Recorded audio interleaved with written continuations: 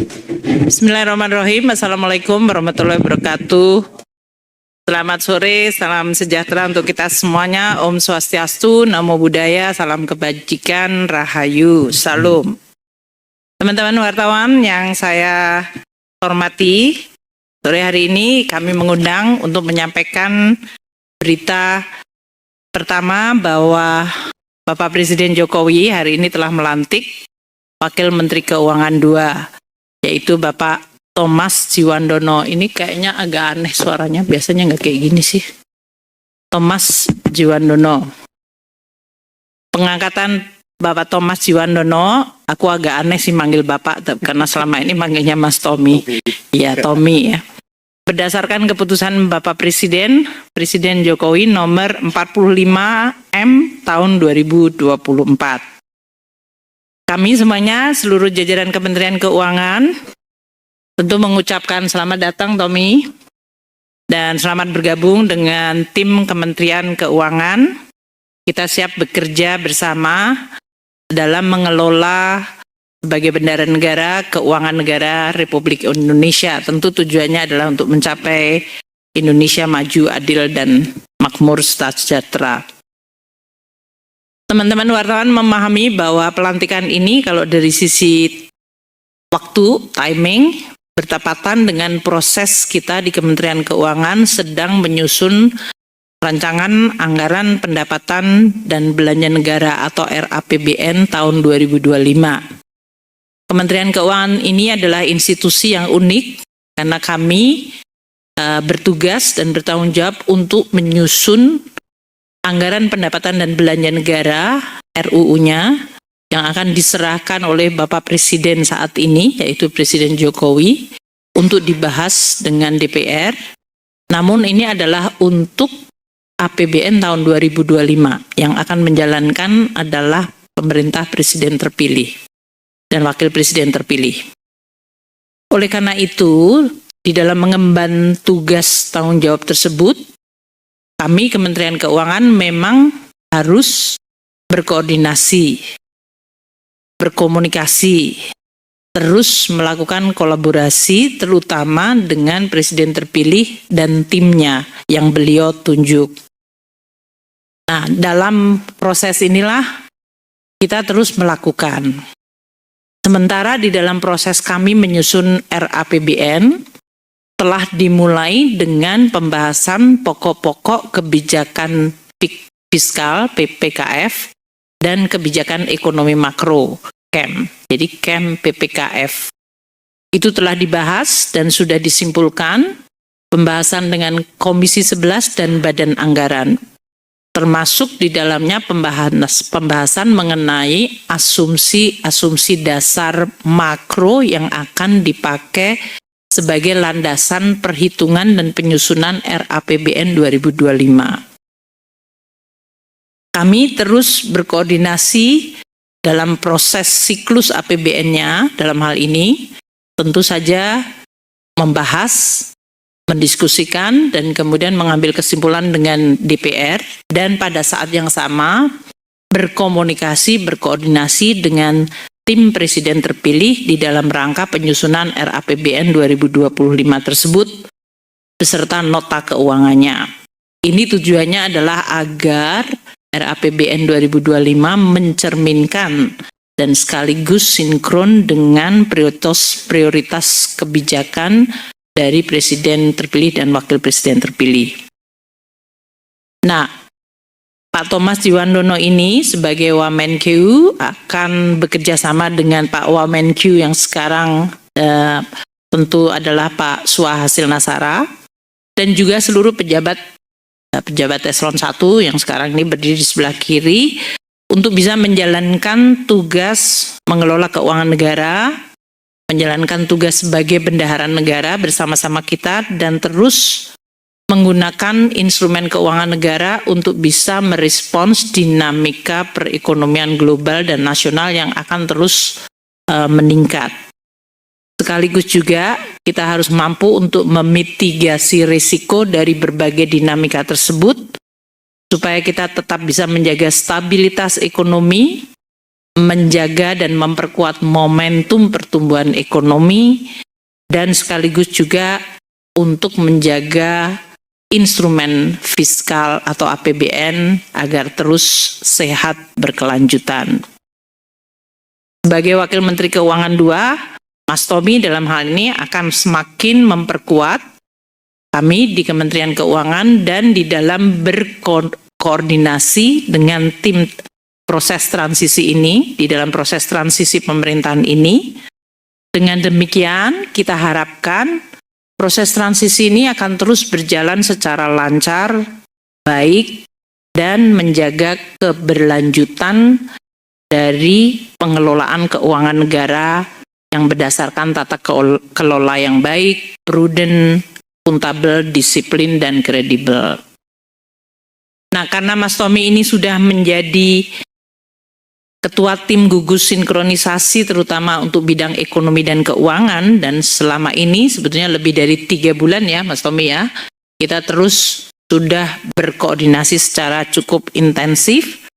Kami Kementerian Keuangan semuanya tentu sekali lagi menyampaikan selamat dan selamat datang, dan sekaligus juga akan bersama-sama menjaga instrumen fiskal ini, keuangan negara, agar terus menjadi instrumen yang mampu menjawab tantangan zaman hari ini dan ke depan, dan terus menjadi instrumen yang bisa diandalkan di dalam mencapai tujuan kita bernegara.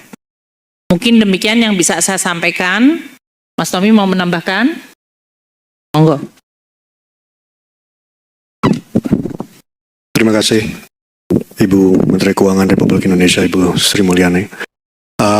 Tentunya saya mengucapkan terima kasih yang sebesar-besarnya kepada Ibu Menkyu, kepada Pak Sua, Wakil Menteri Keuangan, dan tentunya jajaran Kementerian Keuangan, para dirjen yang rasanya udah saling mengenal kita.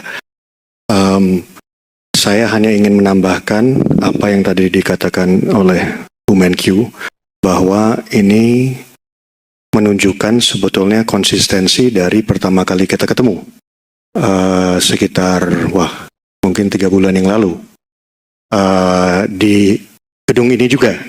Seingat saya di bawah Ibu Menkyu berkenan bertemu dengan tim sinkronisasi diketuai oleh Pak Dasko waktu itu, Pak Muzani, dan itu sekitar 3 bulan yang lalu. Jadi ini sebetulnya menunjukkan konsistensi tersebut. Dan karena itu saya rasa kami di sini tidak bisa memastikan bahwa konsistensi itu menunjukkan keberlanjutan dari kebijakan yang Pak Presiden Jokowi maupun Presiden terpilih yang akan datang, terutama untuk menjaga instrumen fiskal yang tadi Ibu Menkyu sudah katakan. Saya rasa tambahan saya itu aja, Bu. Sekali lagi terima kasih kepada Ibu, Pak Wamen, dan para dirjen dan eselon lainnya. Terima kasih. Baik, Pak Sua, mau menambahkan? Langsung. Baik, kalau ada pertanyaan? Wih, banyak juga. 5 aja ya, cukup ya? Oke. 6, 3 kiri, 3 kanan. Silakan diberikan, kita kumpulkan semuanya langsung ya. Selamat sore, perkenalkan saya Gina dari Kumparan. Izin bertanya ke Pak Tommy, dengan posisi sebagai Wamenkyu, apakah Pak Tommy berencana mundur dari posisi sebagai bendahara umum di Gerindra? Dan yang kedua, untuk progres postur RAPBN 2025 nantinya seperti apa dengan transisi ini? Dan untuk anggaran makan siang gratis menjadi 7.500 itu apakah sudah ada pembahasan dengan tim transisi ini? Terima kasih. Baik, tentunya saya akan mengikuti semua ketentuan yang berlaku. Ya, jadi hal itu akan, saya setelah ini mempunyai rapat dengan Pak Sekjen. Setelah ini Pak Sekjen Kemenkyu, saya akan melakukan semua yang mengikuti semua ketentuan yang berlaku, termasuk kalau mundur dari jabatan sebagai bendahara umum Gerindra. untuk hal yang sifatnya pertanyaan untuk makan siang gratis tadi, saya rasa ini bukan saatnya. Yang saya bisa katakan di sini adalah semua hal yang menyangkut program unggulan presiden terpilih, apakah itu makan siang gratis dan sebagainya, itu akan selaras dengan prinsip-prinsip yang sudah ditegaskan oleh Ibu Menkyu tadi.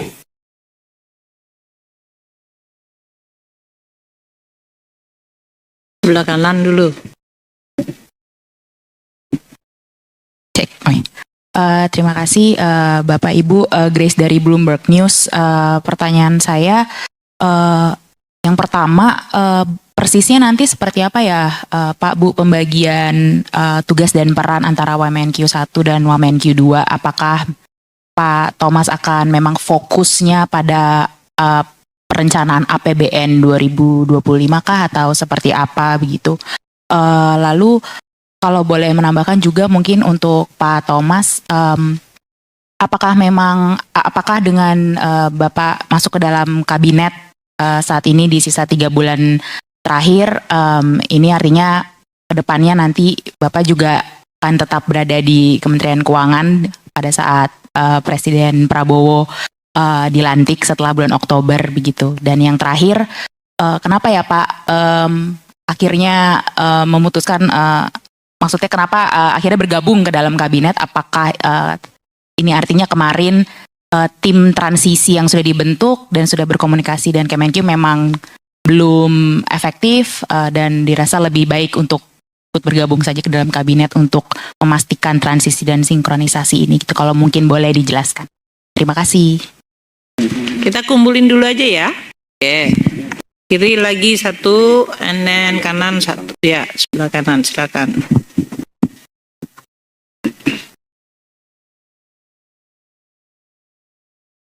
Sore, perkenalkan saya Denny, Jakarta Post. Pertanyaannya untuk Pak Thomas kurang lebih tadi mirip sama Pak Dasko, kan tadi pagi sempat ngomong ya, kayak katanya Bapak bakal lanjut berarti nanti di kabinet itu. Mau konfirmasi aja benar apa enggak, itu satu.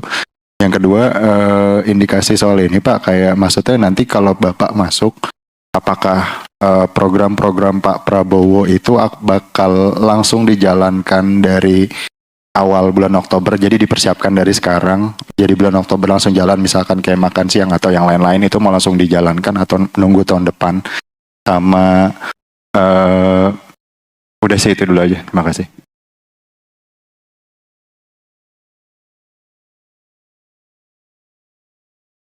Satu terakhir ya. Selamat sore Ibu dan Bapak-Bapak.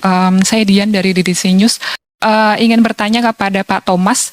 Pak, dengan Bapak bergabung di Kementerian Keuangan, apakah program-program yang kemarin disampaikan Pak Prabowo dalam kampanye juga mulai dimasukkan? Selain program makan bergizi gratis, mungkin dari sisi pajak dan lainnya. Dan kemudian Pak, terkait dengan Bapak yang juga sudah mulai bergabung di Kementerian Keuangan, apakah ini juga menunjukkan bahwa nanti Badan Penerimaan Negara juga langsung disiapkan pada awal pelantikan Pak Prabowo? Terima kasih. Baik, sudah ya semuanya. Ya udah, terakhir kanan.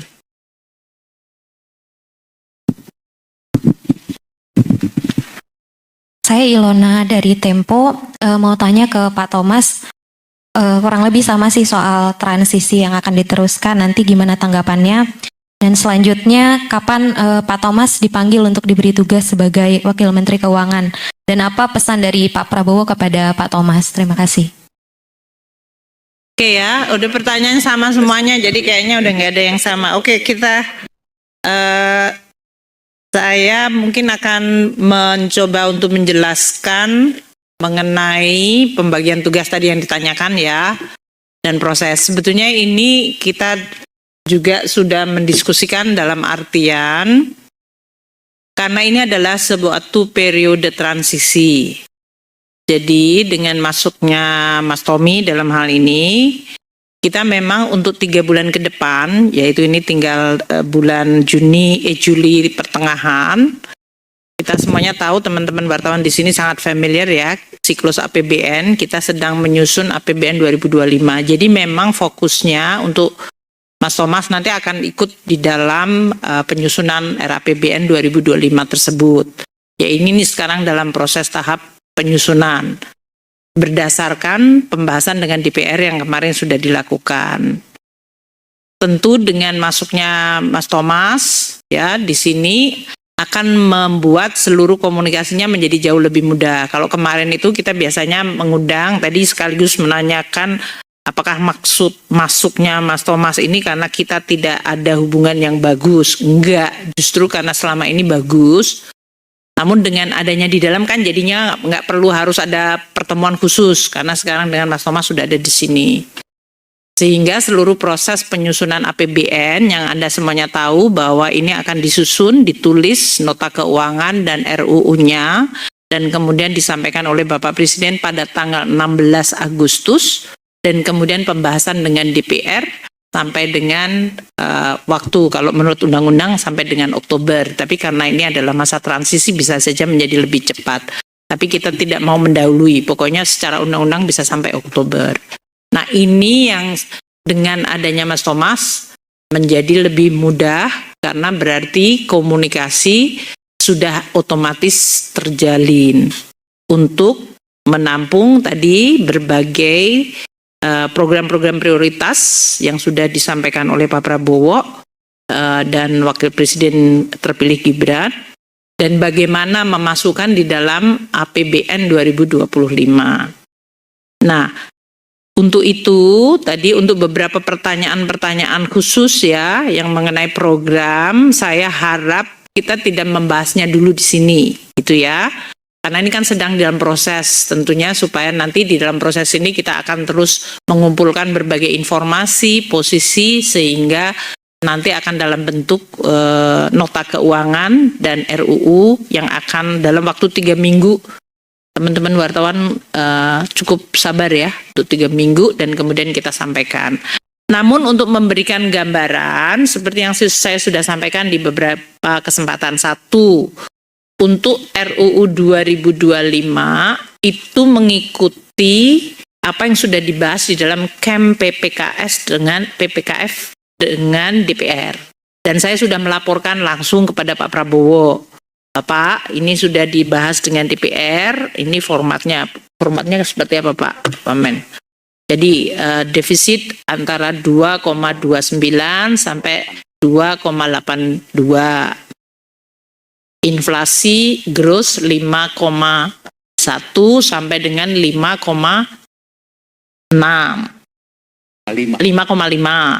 Inflasi 1,5 sampai dengan 3,5. Suku bunga SBN antara Pak Febri aja belum hafal yang membahas APBN-nya ya 6,9 sampai 7,2. Kurs antara 15.300 sampai 15.900. Jadi ini semuanya yang sudah kita bahas kemarin, saya laporkan kepada Bapak Presiden terpilih, Bapak Presiden Prabowo terpilih, dan saya sampaikan Bapak ini yang sudah dibahas dengan DPR, dengan range, dan sekarang kita di dalam proses untuk penyusunan, dan berarti kita akan mulai menghitung berapa titiknya nanti, penerimaan negara berapa, pajak, bea cukai, PNBP, kemudian belanja negara dengan berbagai yang sudah dibahas, pagu anggarannya yang nanti kita akan sampaikan, dan termasuk program-program yang dalam hal ini Presiden terpilih sudah menyampaikan, yaitu mengenai makan bergizi. Beliau juga concern mengenai masalah gedung-gedung sekolah yang rusak. Itu semuanya nanti akan kita masukkan di dalam RAPBN. Jadi mungkin untuk fairnya untuk Mas Thomas, mungkin untuk kayak gini nggak ditanya dulu ya sekarang ya, karena ini nanti masuk di dalam proses institusi yang lebih formal. Saya rasa itu, jadi untuk APBN tetap sesuai dengan yang kita bahas dengan DPR yang kemarin di paripurna sudah diketok untuk KEM PPKF-nya, untuk pembahasan antara mengenai asumsi dasar sudah dibahas di Komisi 11 maupun di Badan Anggaran. Dan di Badan Anggaran juga sudah disebutkan mengenai 3 panja waktu itu, dan itu semuanya sudah dilaporkan. Itu ya, jadi nggak ada yang deviate.